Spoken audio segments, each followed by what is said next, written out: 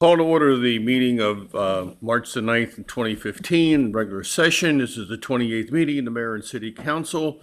I'll call it to order and ask for the invitation from Reverend Warren Litchfield. All stand, please, and we'll do the Pledge of Allegiance by Mayor Mo.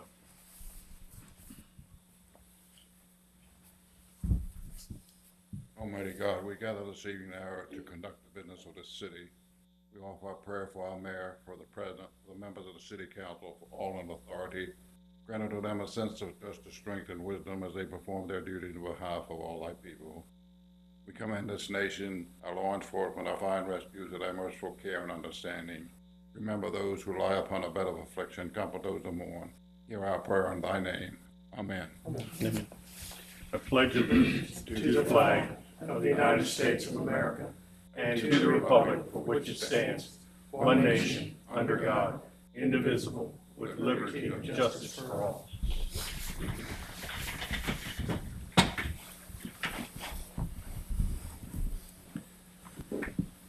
Madam Clerk, would you call the roll, please? Ms. Nicholas? Here. Mr. Les? Here. Ms. Crary? Here. Mr. Smalls? Here. President Ricks? Here. Mayor Mel?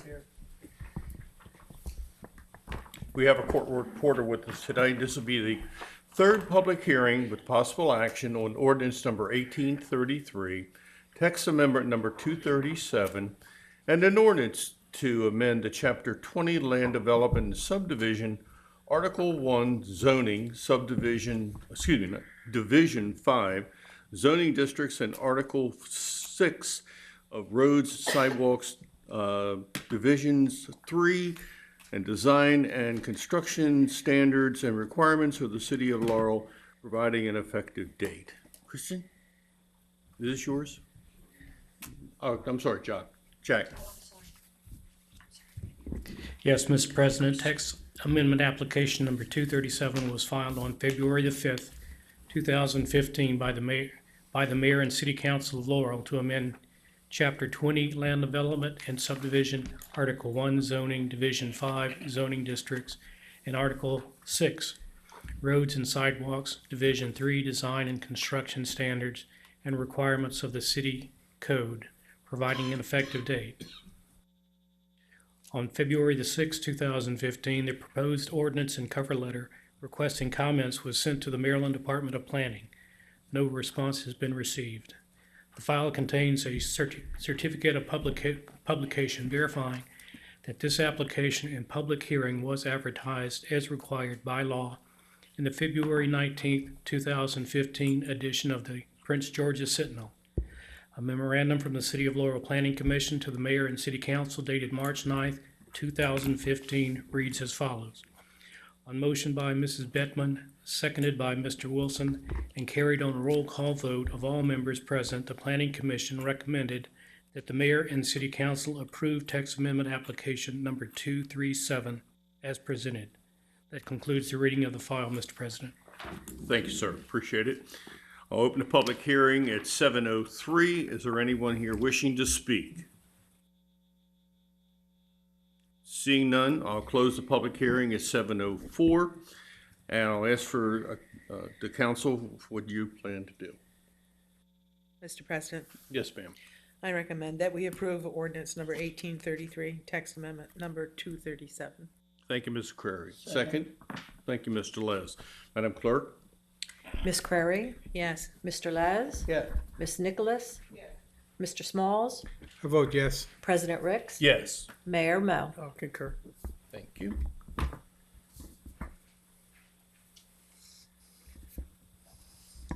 At this time, I'll ask for the approval of the minutes of the 27th meeting of February the 23rd, 2015.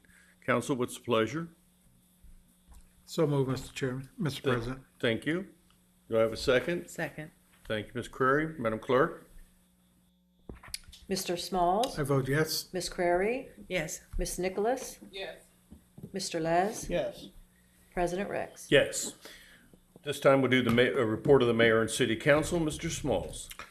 Thank you, Mr. President. I'll be very brief. I had the opportunity to attend now 2 meetings of the committee that was appointed by Mayor Mo to review ordinance 1753, our dumpster ordinance, and we've had 2 very, very positive meetings, and I look forward to future meetings and being able to report, along with Councilman Les, our recommendations to the council. Thank you, sir. Appreciate it. Ms. Crary. Thank you, Mr. President. On March 2nd, I attended the 21st delegation night in Annapolis with Councilman Nicholas, and on the 8th, yesterday, I attended NLC's Community and Economic Development in Washington, and we reviewed our priorities for the next year, one of them which will be taxes on internet sales. And also at this time, I'd like to congratulate Audrey Barnes and her staff on the Telly Award that was won during the past week. Congratulations. Mr. Les. Thank you, Mr. President. Tuesday, February 24th, along with Councilwoman Crary and Mayor Mo and others from the staff, we attended the award ceremony in Annapolis, where Carl Brindle received a posthumous award in recognition of his lifetime of service and commitment to smart growth and the citizens of Maryland, his membership on the Maryland Sustainable Growth Commission. Saturday, March 7th, I attended the side-by-side breakfast and silent auction fundraiser. It was an enjoyable morning. Yesterday, I attended the National League of Cities Transportation Infrastructure Steering Committee meeting in Washington. Our next meeting will be in June. The interesting thing is we've talked, what's back on the table again is not just the issue of gas taxes, but the issue of vehicle miles traveled. In fact, they're doing a study, I believe, in California. Issue. Public Works, what can I say other than kudos once again for a terrific job last week with snow removal by our DPW and Parks and Recreation staffs. Hopefully that's all for 2015. We'll close that curtain. That concludes my report, Mr. President. Thank you, Mr. Les. Ms. Nicholas. Yes, I only want to report that continue to volunteer at the winter shelter that's currently at, I think it's at First United Methodist Church on Main Street. So I encourage anyone that has spare time to please make your services to volunteer. This is the last week of the winter shelter. Thank you very much. For my report, I attended along with Deputy City Administrator Marty Flemian this past Saturday in College Park, the Maryland Municipal League's Emergency Preparedness Council, and we have a lot of things in the works and look forward to our fall meeting, our summer meeting in Ocean City, and things are working well for that. And we, again, Laurel continues to lead that type of group and those types of things, and I congratulate the mayor for allowing us to be ahead of that curve. Mayor Mo. Thank you, Mr. President. Those that may not have recognized, that's some of our new technology. I think somebody was trying to call in. Okay. So we're not there yet, but someday you may be able to call in. Let's not advertise till we're ready. Let me send speedy recoveries to Lou Ann Crook and to Marty Fleming, a little bit under the weather. Wish them, as I said, a speedy recovery. I guess the big items is the snow events that we had, as well as ice and other. I just want to read you some numbers for the general publics, and you've heard us talk about it. In fact, the council had to transfer some money. In 2009, our snow budget, we spent $41,938. In 2010, which was the big snow, we spent $232,788. 2011 was $86,209. 2012 was $30,914. 2013 was $44,152. I kind of like that number the best. And this year so far, we've spent $194,955. As I've said before, some people want to know where all the money goes to. It's staffing, it's paying for the salt, it's the equipment, preparing for the equipment, and as well as any overtime that we may have to deal with. But I do want to commend all the city staff, our Public Works in particular, our facilities maintenance crews, our police department, and our volunteer fire and rescue organizations that participated, as well as many staff that were here. Although government may have been closed or been late opening or something to that effect, there are people that are here at City Hall so that during the time of an emergency, you can call City Hall and get an answer, get a human voice, as I said. So we've been able to make this money up. I hope that's the last snow. But we'll see. As you heard Mr. Les talk about the Sustainability Growth Commission Forum that we attended, I was very honored to accept the award on behalf of Carl Brendel and his family. Carl was very instrumental and very involved with that commission, and I thought it was a very nice honor that they presented to him. During the open house, we'll have that in the back if you want to see the citation and the award that they presented. We'll put that in the back offices and then make sure that gets to his family. Wise Youth basketball Final Four basketball game was held at the Robert J. DePietro Center. I think we ended up having to reschedule one because of snow or ice. I was happy to stop by and give some remarks to the kids, and just a great program, well attended, and our Park and Recs division really do a nice job working with Wise and others. On March the 11th, the lovely ladies will have Black History Month celebration over at Dwight D. Eisenhower Middle School starting at 6:30. It's a free event and everyone is welcome to attend. And then, as you know, we had to reschedule the mayor's and city council's annual open house here at the Municipal Center. We have rescheduled it for the 22nd of March, which is a Sunday, from 1 to 4. The public is invited. We encourage you to come up, participate. There's going to be a new layout and a lot of nonprofit civic organizations and your elected officials will be here. So we encourage you on the 22nd from 1 to 4, stop by. Let me also, as Ms. Crary said, congratulate Audrey and her staff, as well as all the staff, because the Tully Award was for the My Laurel, right? So Laurel TV, and I encourage you to take a look at the schedule. There's a lot of exciting things going on with that, and I think that just this acknowledgement and this award says a lot about where we've been and where we're going. Thank you, Mr. President. Thank you, sir. At this particular time, at 7:13, I'm going to open the general public hearing for any kind of remarks from the public. Mr. Spiegel.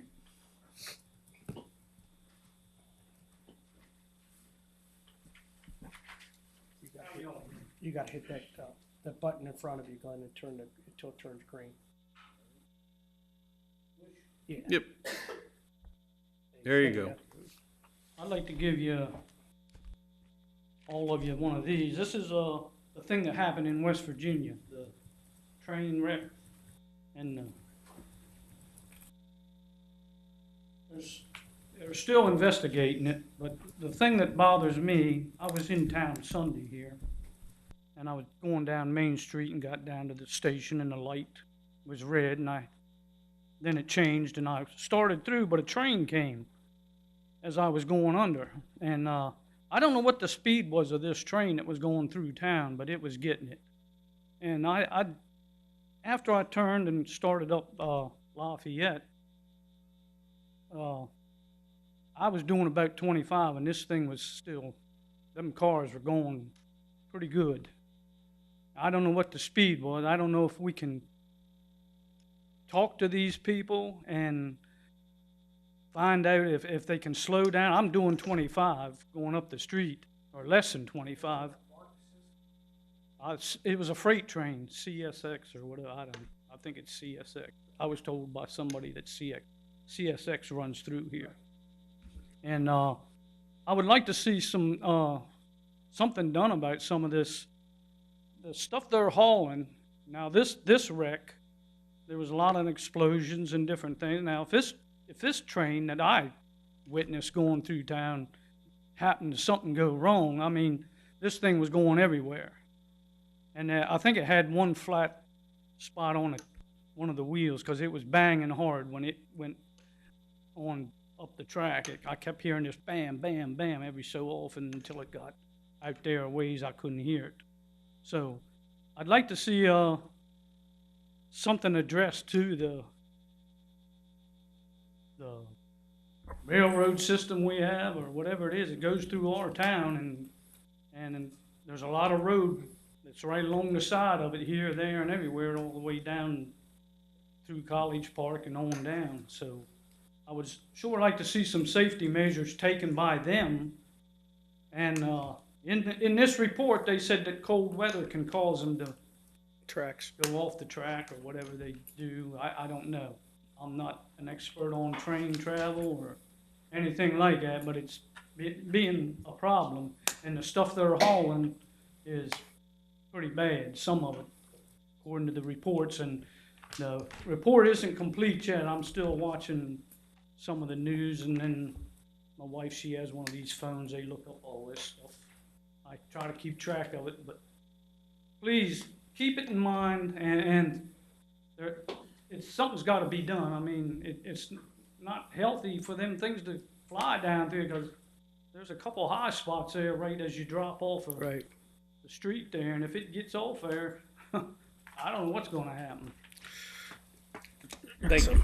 Mayor Mo. Glenn, I just want to let you know, I've been involved in city government quite a long time now, I guess. And the train has always been an issue. It's not local. It's not a local issue. You heard National League of Cities is dealing with trains going through cities and towns. CSX is a tough nut to crack. I've sent them numerous letters. Well, I shouldn't say numerous. I've sent them letters, never even gotten responses back.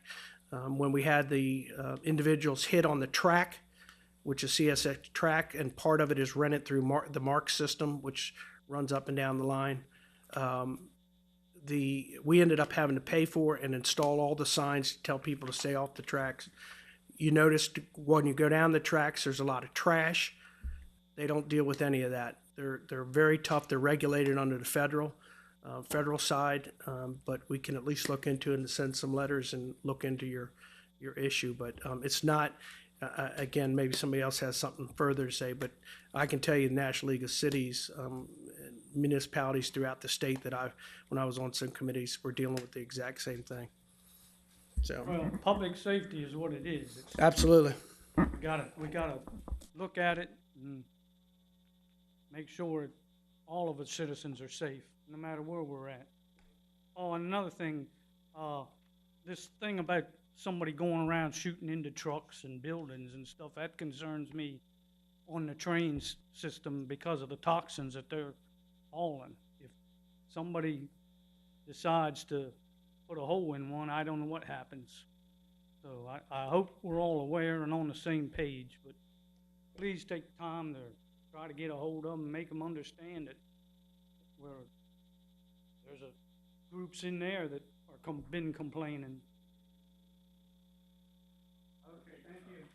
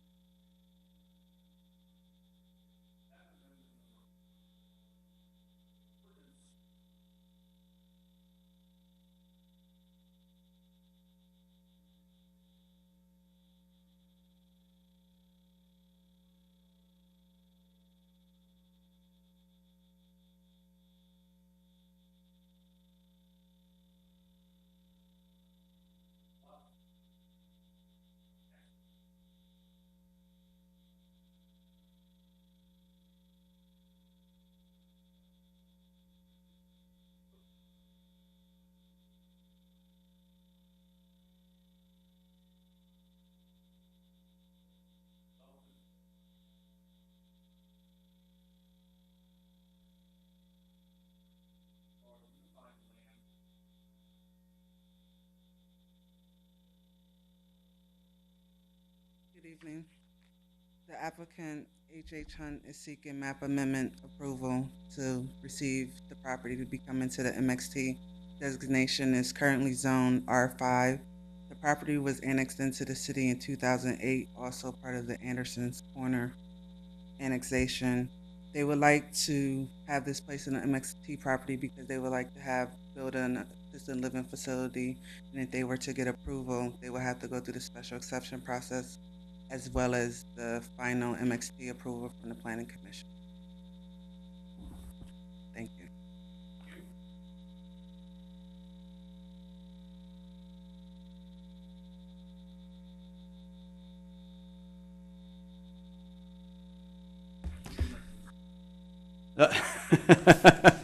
Page one. No. Hello, Mr. Mayor, council members. My name is Eric DeVito. I am a representative of H.H. Hunt, the developer in this project. I'm here tonight with Mr. Bob DePietro, who's also a member of the development team as we are bringing this through the process, and this, of course, is the first step. Tomorrow evening, we will be making our detailed presentations to the Planning Commission, which we will have some graphics and boards of what the developer is proposing, but basically, this is an assisted living facility. And as far as I can tell, the first of its kind in the city of Laurel. The group is H.H. Hunt. They're a regional developer. They're based out of North Carolina, but also here in Maryland and Virginia. They have 7 facilities.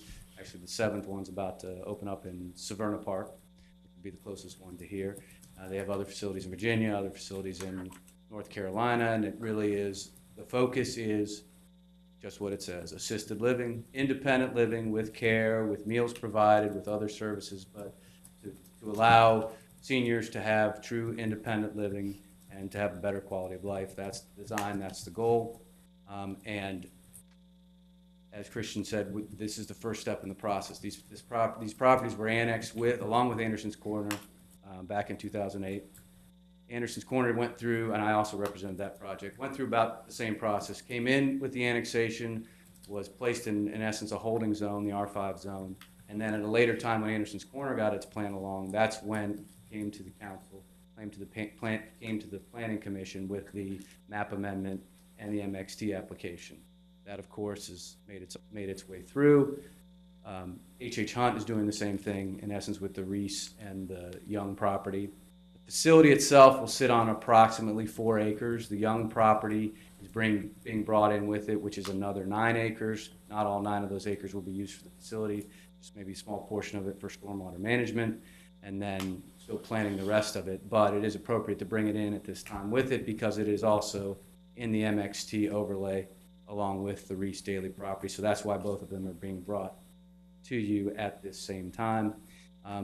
Like I said, tomorrow will be the more detailed presentations. Then we'll be back in front of you, obviously, for the second hearing, and we'll be able to bring more information at that time, too. But I did want to at least introduce the developer, introduce the project, and be available for any questions you might have.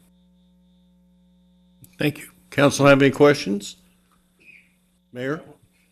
Just one, Eric, I've seen a rendering, or at least a drawing of what you all are planning through other representatives. I think it makes good sense what we're doing here, and I think it's going to be really a nice project that's needed for the city of Laurel. So we look forward to working with you through this process. Thank you, Mr. President. Thank you. Mr. President, I Yes. do, if I may, Go ahead. have one question. I know this is probably putting the cart before the horse, but I'm just curious to know, if you know, what would be the sort of minimum income level that seniors to qualify for residency once this project is completed? I don't know that off the Yeah, top I of my didn't head. think The so. developer should be here tomorrow for Planning Commission. I will relay that question. And when I'll we be come here. back to you- I'll ask. Okay, oh, yeah, you'll be here. He's looking for reservations. Yeah, absolutely. I don't want to admit that, but I think it's pretty obvious. Got to keep it in the back of your mind, don't we? We'll make sure your friend gets an answer to that question. Thank you. Thank you. Thank you, Mr. President. Thank you. All right, so I've read this into the record, and we've had the testimony, and I will close the public hearing at 7:24, and this will be taken up at our next meeting on Monday, the 23rd, for the second and possible action. This is introduction number 10, this is number 10, introduction, first public hearing of ordinance number 1835, an ordinance to amend the operating budget of the mayor and city council of Laurel for the fiscal year of July 1st, 2014 through June the 30th of 2015. Ms. Saylor.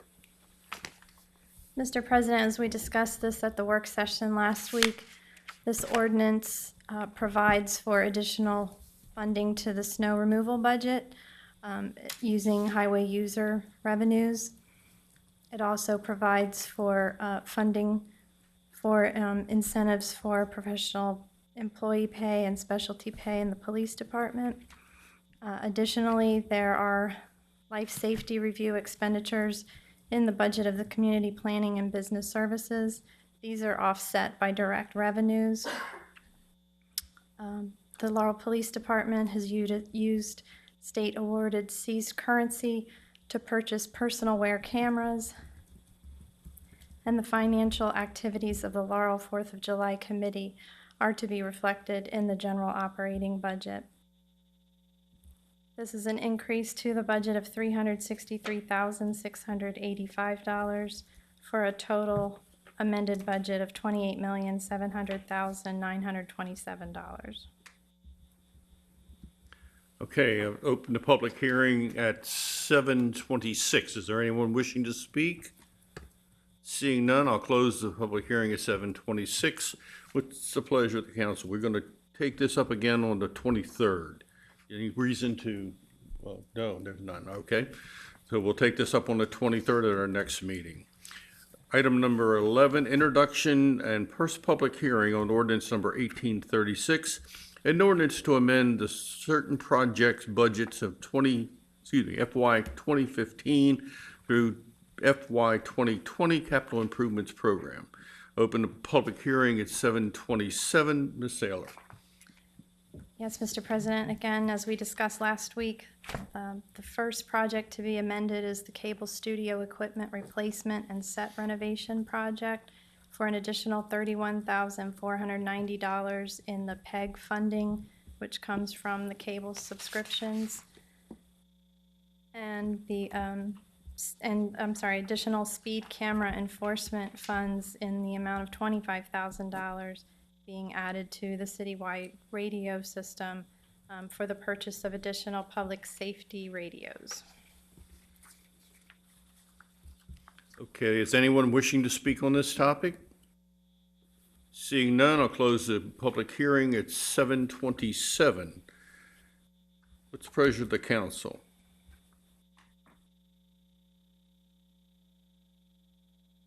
President, I move we suspend the rules. Do I have a second? Second. Madam Clerk? Mr. Les? Yes. Ms. Crary? Yes. Ms. Nicholas? Yes. Mr. Smalls? I vote yes. President Ricks? Yes. Now may I have a motion to adopt? Mr. President, I move that we adopt ordinance number 1836, an ordinance to amend certain project budgets in the FY 2015, FY 2020 Capital Improvement Program. Do I have a second? Second. Madam Clerk? Mr. Les? Yes. Ms. Crary? Yes. Ms. Nicholas? Yes. Mr. Smalls? I vote yes. President Ricks? I vote yes. Mayor Mo? I'll concur, and I'm glad you all did, because Mrs. Barnes is coming next. Okay. Item number 12, consideration of recommendation to award a contract for the Laurel TV cameras. Ms. Barnes. Thank you, President Ricks, Mayor, and City Council members. The Laurel Department of Communications conducted a competitive bid for the purchase of 3 studio cameras for Laurel TV. And as we discussed in the work session, we did receive 3 bids by the deadline. Contract video specialists out of Jessup, Human Circuit out of Gaithersburg, Maryland, and Digital Video Group out of Mechanicsville, Virginia. This project is being funded through the fiscal year 2015 Capital Improvement Program, Ordinance 1831 for PEG funding, and Ordinance 1836 for additional money to fund the lowest bid. And of the responding firms, it is my recommendation that the bid be awarded to Contract Video Specialists This firm has worked with the city of Laurel for a number of years, including the studio equipment and all the cameras and digital equipment here in the new council chambers. We're very happy with the relationship we have with them, and we're sure that this will be another successful project. Thank you, Ms. Barnes. What's the pleasure of the council? Mr. President, Yes, ma'am. I recommend that we award the contract of contract video specialist for $94,490. Do I have a second? Second. Thank you, Madam Clerk. Ms. Crary? Yes. Ms. Nicholas? Yes. Mr. Laz? Yes. Mr. Smalls? I vote yes. President Ricks? I vote yes. Item number 13, introduction and first public hearing on Resolution 5-15, a resolution of the mayor and city council of Laurel, Maryland, authorizing the mayor to execute an agreement with Signal Outdoor Advertising, LLC, for the maintenance of the existing bus shelters throughout the city and the installation of new bus shelters as directed by the city. This is read into the record for the first reading. We'll open the public hearing at 7:31. Is there anyone wishing to speak? Seeing none, I'll close the public hearing at 7:31 and a half. We will have the second public hearing with possible action on Monday, March the 23rd at 2015 at 7 p.m. This is item 14, introduction and first public hearing of ordinance number 1838. An ordinance to amend chapter 17, traffic, of the Code of the City of Laurel, Title 17-3, installation of traffic control devices, Title 1739, handicap parking zones, Title 1740, bus stop zones, Title 1776, designation of snow emergency streets, Title 17-137, stop and yield intersections, to authorize the Director of Public Works rather than the City Council to make determinations regarding the installation and removal of stop signs, yield signs, no left turn signs, no left turn 4 p.m. to 6 p.m. signs, no U-turn signs, school zone signs, bus stop signs, no parking signs, speed limit signs, and to designate no parking areas.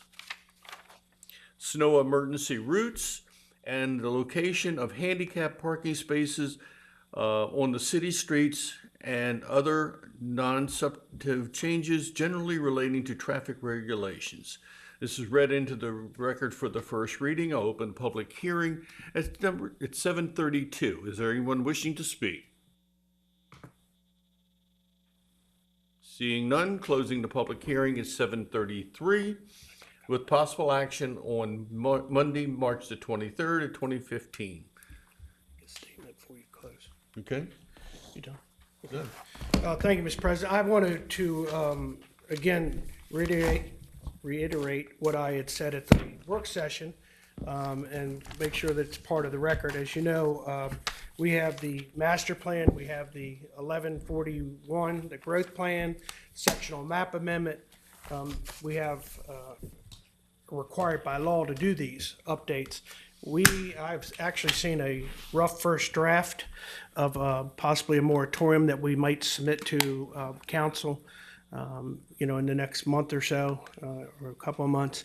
But we want to make sure that any projects that we may have in the pipeline are not affected by that. But from a staff standpoint, they're going to be required to do a lot of work, legwork, and I don't think all these other things can be happening while that is occurring. As you well know, Planning Commission has a part of this process along with the citizens review. This is a full-blown process that we have to go through, and so we are working on some things, but we'll keep the council involved, and I ask for any information or comments that council may have to provide to the administration. Thank you. Thank you very much. Mr. Smalls. Thank you, Mr. President.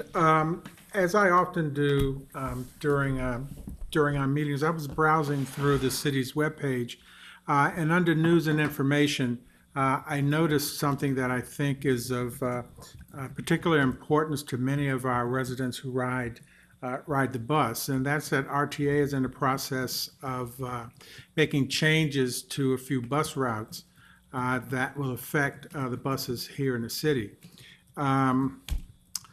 They are proposing a schedule change for 4 of our bus routes effective April 5th. So that's pretty much just around the corner. Those changes will affect and impact the 503E to 501, I think that's I, 302G, and the 501 Silver routes. And they're looking and seeking for public comments.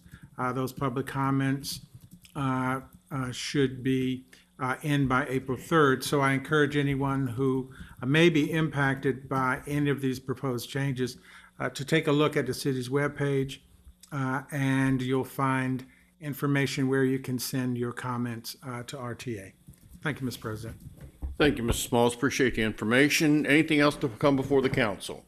Seeing none, we are adjourned.